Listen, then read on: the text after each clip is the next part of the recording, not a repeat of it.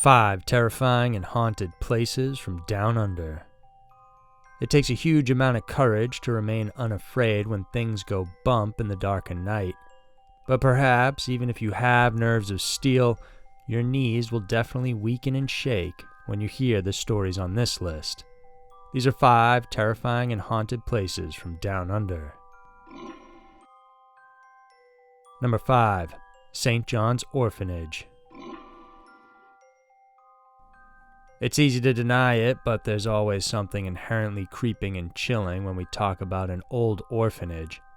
Maybe it's because we always hear scary stories of children getting abused there, mistreated, and, as rumors would say, orphans getting murdered. Even the physical appearances of its abandoned buildings bring out this vibe that you just can't really explain. It is as if the walls are whispering stories of children living in loneliness and pain within its 4 corners. These poor souls may no longer be at these places, but their cries may still ring along its corridors. It's no wonder that plenty of real-life ghost hauntings feature those that happen in orphanages. And one of the more infamous ones is St. John's in Goulburn, New South Wales, Australia. Commissioned by the Catholic Church and opened by the Sisters of Mercy in 1905, St. John's was once home to a total of 2,500 young children. This place closed down after almost 70 years in operation, and it quickly became a refuge of vandals.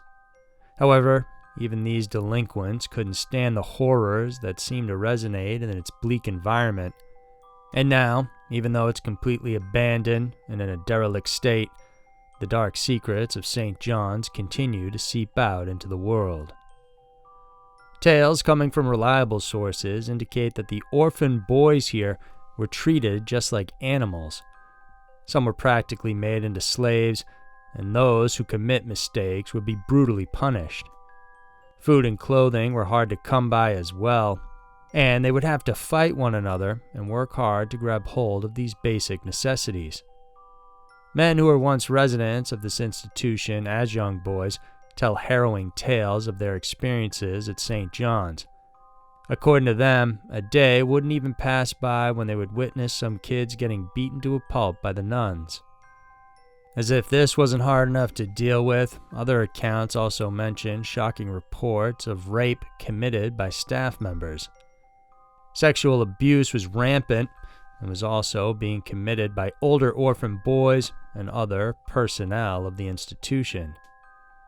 Years have passed since its closure and abandonment, but the orphanage still attracts hordes of tourists from around the country and the world seeking proof of these gruesome tales. Needless to say, St. John's never fails to give its visitors a reason to question their sense of courage. There's a plethora of videos on the internet that captures some unexplainable phenomenon at the site. Everything from strange noises to eerie sightings, these videos seem to give proof of the horror and pain that reverberates throughout the place. Photos circulating also capture graffiti art sprawled throughout the walls, and while some may just appear as senseless scribbles, others give forth some heartbreaking messages that one could assume must have been written by people who once had a bad experience at the orphanage. Even creepier is the poignant rhymes found on one of St. John's walls. It read, "It was worse when it snowed. The wind would blow cold, and the ground would go white. And the cold would come inevitable, and it would bite. The weak would sniffle and cough until their bodies had enough. Then they would go. Winter was tough." St. John's certainly wasn't a happy place, and so it's no surprise then that it is now considered as one of the most haunted locations in all of Australia. Number 4. Fremantle Prison and the pipes underneath. Through the years, our society has adopted more humane practices when it comes to dealing with convicts. Livable enclosures, regular meals, and health and wellness checks. These are just some of the bits of progress that we've made in our penitentiary system. However, the prisons that still exist from centuries past and beyond become a reminder of how different life was back then. There was isolation and torture and utter despair experienced by people caught behind bars. No wonder many prisons of old are said to be haunted by former inmates whose souls never seemed to forget the pain and suffering that they went through while being locked up. The Fremantle Prison in Fremantle, Western Australia, is one of those haunted prisons that attracts tourists from all around the world. For almost 150 years since its opening in 1855, Fremantle was viewed as a place of suffering instead of reformation. Contained in its dark history are stories of extreme violence which, according to accounts, had at one time become a fundamental part of living inside there. Floggings, beatings, riots, killings, and executions occurred throughout the duration of the system's operation. It's no wonder, then, that troubled spirits are still rumored to wander around the empty halls and cell blocks of the damned prison. A handful of people found to still be residing at Fremantle Prison are caretakers, maintenance workers, and tour groups. These individuals can attest to the frightening experiences of roaming around the institution after dark. Cries and wails from no known source can be heard, and they sound like they're coming from someone in unimaginable agony. Those who dared to visit the prison could also give their personal accounts of supernatural encounters. What's even more terrifying here is the fact that not all of the hauntings occurred in the main facility area above ground. 65 feet beneath Fremantle Prison runs a huge network of tunnels. They were built by prisoners. Of course, they were not meant to be an escape route for the inmates. The reason they were built was to make a passageway that would supply fresh water to the prison and later the township of Fremantle as well. Like the prison above, the tunnels are also rife with stories of ghost hauntings and terrifying encounters of the unknown. Some psychics and paranormal experts reported capturing photos of strange apparitions like shadow forms and light orbs. As of these days, Fremantle Prison is included on the Australia National Heritage List. Being a museum, people can visit the place during daytime, although they also offer candlelit tours above and below the prison if you're brave enough. Number 3. The Devil's Pool. It's been said that the strongest kind of force humans could ever muster is that of love. The sky's the limit for what beautiful things we can do in the name of love. But when that feeling is ruined, an unimaginable degree of chaos can ensue as a result. What's more disturbing is that those consequences can continue to resonate beyond time. Such is the case of the Devil's Pool in North Queensland, Australia. The Devil's Pool is a natural one nestled at the foot of 3 converging streams that run through the Babinda boulders in Queensland. But beyond its breathtaking beauty and enticing cool waters is an extremely tragic backstory. According to legend, there was once a beautiful girl named Ulana from the Yidinji people, an Aboriginal Australian tribe settling in far north Queensland. She was said to marry a respected tribal leader, and shortly after their union, a neighboring tribe moved into the area. One of its members was a handsome young warrior called Daiga. Ulana instantly fell in love with the newcomer. Realizing the implications of their adulterous affair, the young lovers fled from their respective tribes and into the wilderness. As expected, their fellow tribesmen were incredibly offended with their actions. The elders ordered a manhunt to capture the lovers, and both were caught, but Ulanda managed to break free from her captors and cried for Digga to follow her. But he never made it and was dragged away back into their tribe. Ulana escaped, but was in great despair. Finding no reason to go on living, the heartbroken girl then threw herself into the Devil's Pools. Her anguished cries for her lost lover turned the once calm waters of the boulders into a rushing torrent. The surrounding land shook with her grief-stricken wail. The massive boulders broke off and scattered around the creek, creating deep crevices that swallowed Ulana, who was still crying and in inconsolable sorrow. The Aboriginal legend says that Ulana's spirit still haunts the Devil's Pool today. A popular destination for tourists and adventurers alike, the Devil's Pools earned its sinister reputation for the countless lives that it's taken. Local authorities urge visitors to stay within the designated swimming areas. Since 1959, a total of 18 people have died, though, in its treacherous waters. Of these 18 unfortunate souls, all except one were young men. The eerie account of these fatal accidents suggests that there's some invisible force affecting the pool's behavior. In one of the most recent accidents, a young naval seaman was swept into the pool and drowned.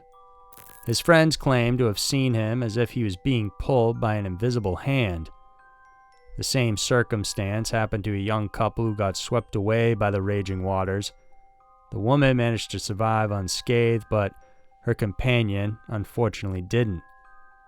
In 1979, a report detailed the death of Peter McGann, who disappeared along the slit of two boulders.